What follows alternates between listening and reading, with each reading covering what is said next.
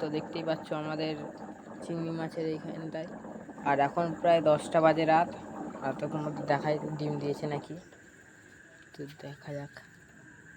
তো তোমরা দেখতে পাচ্ছ যে দেখো সাদা সাদা দু একটা ডট ডট ডট ডট দেখাচ্ছে, ওই দেখো নিচ দিয়ে, ওইগুলো হচ্ছে চিংড়ি মাছের বাচ্চা। এই দেখো অনেক মাছের ডিম ছেড়ে দিয়েছে, মানে বাচ্চা ছেড়ে দিয়েছে। তো কালকে সকালে দেখা যাবে, অনেক বাচ্চা দিয়ে দেবে। তো এই 1-2 ঘন্টার মধ্যেই দিয়েছে এতগুলো, কারণ আমি সন্ধ্যাবেলা এসে দেখেছিলাম ছিল না, সেরকম কিছুই দেখতে পাইনি।